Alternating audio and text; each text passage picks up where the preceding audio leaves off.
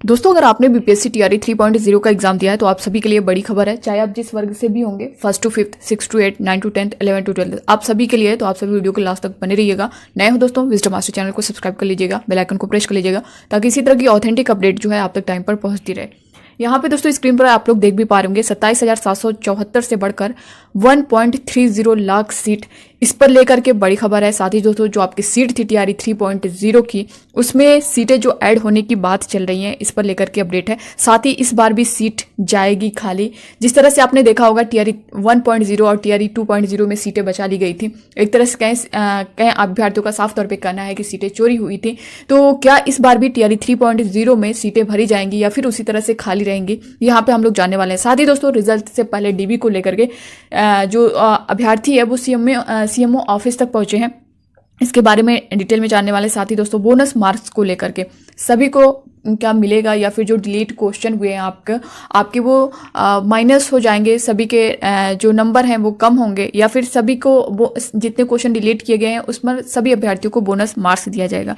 तो सब कुछ हम लोग यहाँ पे डिटेल में जानने वाले हैं। यहाँ पे सबसे पहले दोस्तों मैं आपको बता दूं कि जो आपका सीट को लेकर के मैटर चल रहा है, 87,774 जो आपकी सीट है टोटल, अगर हम देखें टीआरई 3.0 की, तो इसमें जो बैकलॉग सीटें हैं यानी टीआरई 1.0, टीआरई 2.0 की जो बची हुई सीटें हैं उसको ऐड करने की बातें चल रही हैं।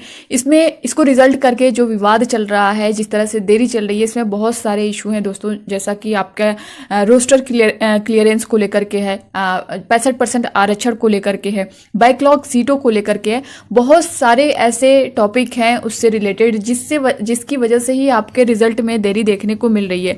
अब यहाँ पे सीटों की हम बात कर लें तो 27,774 जो सीट है उसमें जो सीटें ऐड होने की बात कर रहे हैं, तो दोस्तों अगर ये सीटें ऐड होंगी तो फिर जो है ये आपकी 1,30,000 के करीब जाने वाली हैं। तो अच्छी खासी सीट है जो टीआरई 1.0, टीआरई 2.0 की जो बची हुई सीटें हैं टीआरई 3.0 से पहले यानी नोटिफिकेशन आने से पहले की, तो ये सीटें अगर ऐड हो जाती हैं पीआरटी में, 6 टू 8 में, 9 टू 10 में, 11 टू 12 में, तो दोस्तों आप सभी के लिए बहुत बड़ी खबर है इसको लेकर के। क्योंकि जो जहां पर आपका कट ऑफ कहीं ज़्यादा जाने वाला था वहां आपका कट ऑफ बहुत कम जाएगा। एक तरह से कहें कि जो 50 के आसपास है उनका भी सिलेक्शन यहाँ पे हो जाएगा। तो इसको लेकर के जो मांग चल ही रही है कि जो बची हुई सीटें हैं कम से कम इसमें ऐड कर दी जाएं। और दूसरी बात दोस्तों जो आपके डीवी को लेकर के है, रिजल्ट से पहले डीवी कराने को लेकर के, तो ये जो अभ्यर्थियों द्वारा सीएमओ ऑफिस में लेटर दिया गया है और उनकी तरफ से जो है शिक्षा विभाग से जवाब भी मांगा गया है। तो आपकी रिजल्ट से पहले जो है डीवी कराया जाए, क्योंकि अगर ये काम पहले हो जाता है तो दोस्तों जो फेक कैंडिडेट हैं, जो जिस तरह से fake ID, fake certificate use कर रहे हैं, वो तो यहाँ से बाहर हो जाएंगे। साथ ही 1 कैंडिडेट 1 रिजल्ट को लेकर के जहाँ एक 3 जगह जो है एक ही अभ्यर्थी का रिजल्ट देखने को मिल रहा है और ज्वाइनिंग उसकी सिर्फ एक ही जगह होगी, चाहे वो 6 टू 8 में ले, 9 टू 10 में ले या 11 टू 12 में। अगर ये 3 सीट पर आ रहे हैं तो अगर 1 कैंडिडेट 1 रिजल्ट जारी कर दिया जाता है तो फिर 2 सीटें यहाँ पे खाली जाएंगी। और ये सीटें ऐसा तो है नहीं, अगर आप इस तरह से कर रहे हैं मल्टीपल रिजल्ट अगर आप दे भी रहे हैं तो फिर ऐसा करें कि आप सप्लीमेंट्री रिजल्ट जारी करें। बट दोस्तों सप्लीमेंट्री को लेकर के काफ़ी अभ्यर्थियों के कमेंट आए थे कि मैम सप्लीमेंट्री रिजल्ट आएगा या नहीं।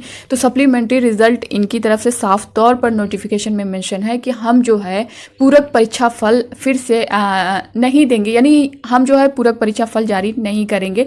जो आपका रिजल्ट आएगा, मान लीजिए आपका टीआरई 3.0 का जो रिजल्ट आ रहा है, जिस तरह से चीज़ें चल रही हैं कि 25 अक्टूबर से लास्ट यानी 31 अक्टूबर तक जो है आपका रिजल्ट जारी कर दिया जाएगा। तो ये जो रिजल्ट आएगा ना वही आपका फाइनल रिजल्ट होगा, उसके बाद से कोई रिजल्ट जारी नहीं होगा। इनका साफ तौर पे कहना है कि हम जो है पूरक परीक्षा फल नहीं देंगे।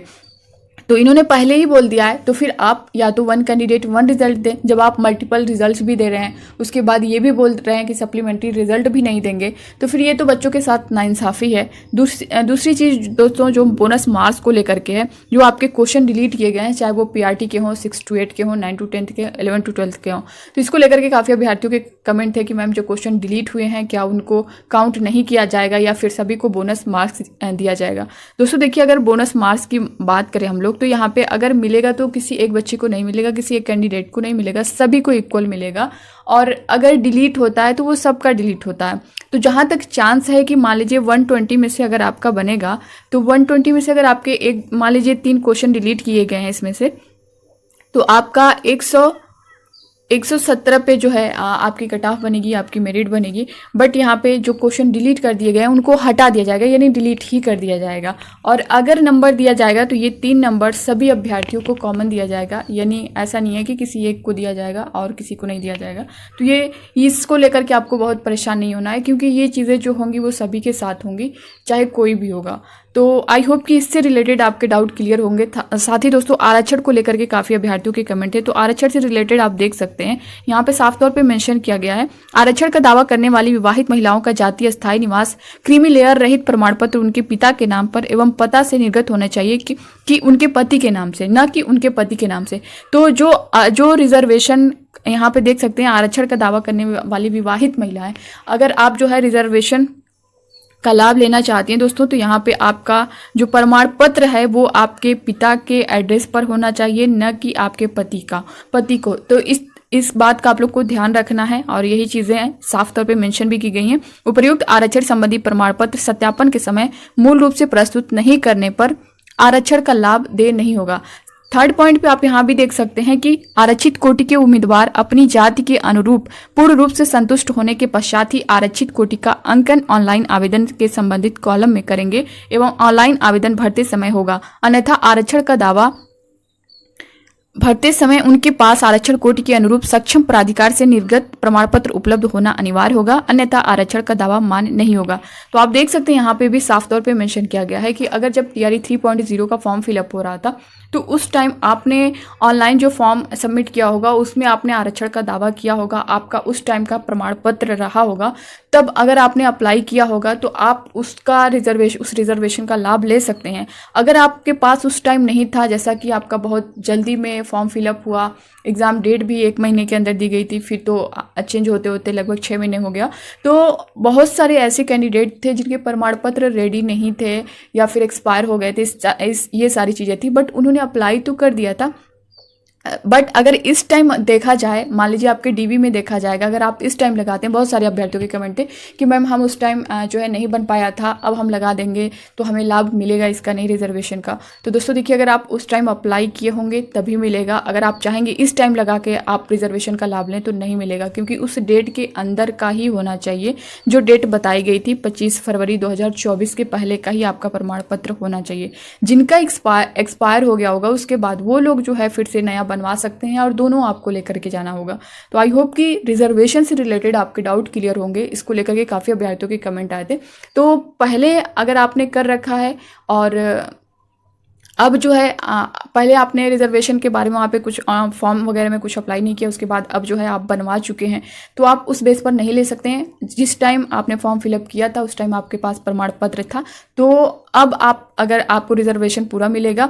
और एक चीज़ है कि अगर एक्सपायर हो गया होगा तो आप लोग नया बनवा लें, क्योंकि वो भी दिखेगा, क्योंकि उसी के जिस बेस पर आपने अप्लाई किया है वो तो आपके पास होना ही चाहिए। और अगर एक्सपायर हो गया है तो नया भी देखा जाएगा, क्योंकि जाहिर सी बात है जो प्रमाण पत्र की भी डेट होती है तो वो हर कोई समझता है उस चीज़ को, तो उसके लिए आपको बहुत ज़्यादा परेशान नहीं होना। तो ये था दोस्तों इससे रिलेटेड पूरी जानकारी जो कि मैंने आप सभी को दे दी है। बाकी अब इससे रिलेटेड आपके मन में कोई डाउट होगा तो आप लोग कमेंट बॉक्स में कमेंट करके जरूर बताइएगा। मिलते हैं नेक्स्ट अपडेट के साथ, तब तक के लिए बाय बाय।